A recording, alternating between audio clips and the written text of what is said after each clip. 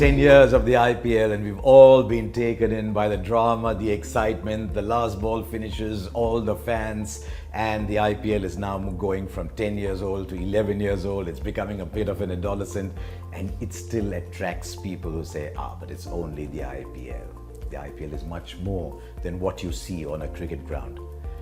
Nothing has changed the financial outlook of our cricketers like the IPL has. Now, before the IPL came around, there were a certain number of people who earned a very good living because they became stars playing for India.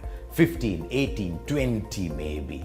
The others slogged it out, earning very little money, hoped for a public sector job that dried up as well. And people were asking, right, how much longer do I play cricket? And all of a sudden, the IPL is allowing them, giving them a financial reason to play cricket.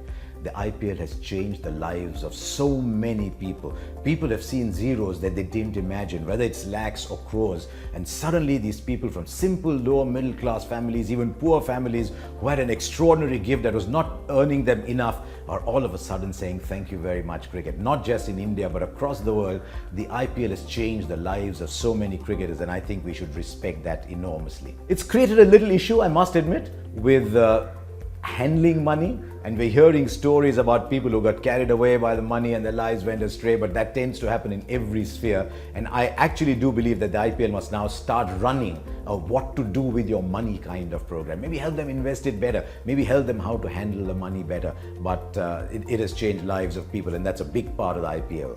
On the playing side, it's been a pathway to opportunity. There were lots of people doing well in Ranji Trophy cricket, but they were playing in virtual anonymity. And all of a sudden, there they are under the arc lights. There's Ravichandran Ashwin, good Ranji Trophy bowler, but suddenly attracts attention because he's now bowling to a different category of player and he's discovering he can be as good. Ravindra Jadeja comes in and he's shown us he can be as good as well. In recent times, people like Jasprit Bumrah, Hardik Pandya, they've used the stage that the IPL has given to draw attention and tell people, you know what, I'm good. Sunil Narayan, Kyron Pollard, across the world, everybody wants to come to India to play in the IPL because that is a stage that you get noticed on. And there's a lot of education to be had at the IPL too. I mean, I remember some years ago, Faf du Plessis saying, all I want to do is watch Michael Hussey, see his work ethic and become a better player and a person for it. Ajinkya Rahane literally sat by Rahul Dravid's feet to understand what makes a great cricketer.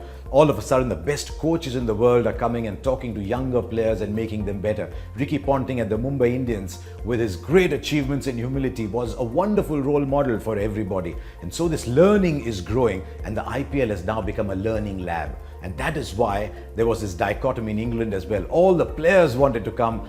The administration and the media thought it wasn't worth it. Then Josh Butler came, then Ben Stokes came, and he realized what a difference it was. There's been a huge impact of being in the company of major international players too.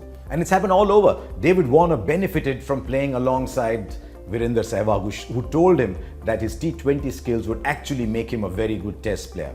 But I think nothing has been more dramatic than to see the evolution of Jasprit Bumrah alongside Lasith Malinga. Now here's a Sri Lankan legend, and here is a very young, raw Indian bowler, and they just spent a lot of time together. Bumrah wanted to learn, Malinga wanted to teach, and the benefit is there for everybody to see. And the IPL, therefore, is not just giving people money, it is also accelerating their development as players. And if, like Bumrah, then you have the skill and the ability to become a red ball player, so be it.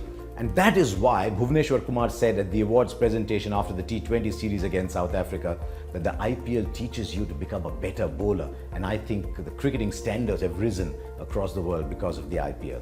The IPL has introduced new audiences to cricket.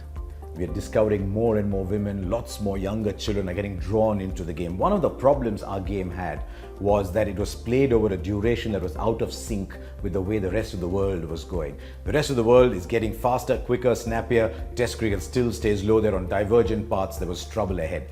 And all of a sudden, cricket gave its younger people through the IPL an opportunity to come into the game. Now, as they come into the game with IPL and T20 cricket, they get drawn to the beauty of our sport. They start watching one-day cricket and they start getting into Test cricket. And I won't be surprised if Test cricket slowly starts owing a debt a little bit of gratitude to the little cousin of its, little brother of his, that's drawing people in. And that's a big factor going ahead as well, that I believe the new missionary of cricket will actually be the T20, and IPL is the path breaker in that area. What it's also done is create very strong city loyalties. I've actually been at places where someone from Chennai meets someone from Bangalore. They're not just Chennai and Bangalore. One is CSK, one is RCB. Look what KKR has meant to the people of Kolkata. When Mumbai Indians are playing, suddenly you are Mumbai, and the city associations have started to grow. AB de Villiers and RCB, AB de Villiers comes to play 100th test, and the people of Bengaluru say, we'll give you a home game. David Warner at Sunrisers, they're calling him David Mia, Warner Garu, all that is happening. Lasith Malinga, when he goes to the Wankhede Stadium, Lasith Malinga is as much Mumbai as Sri Lanka, by the way, and they just go Malinga like they went Sachin, Sachin. So all that has started to happen too, and the IPL has been at the center of it. But the IPL has one thing to worry about, and it's something that everybody has to look at very, very carefully.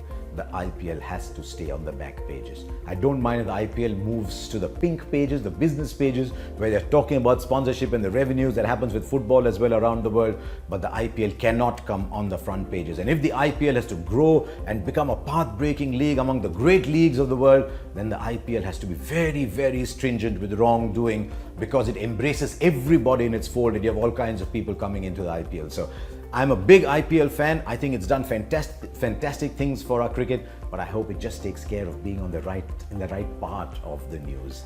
I can't wait for IPL 11.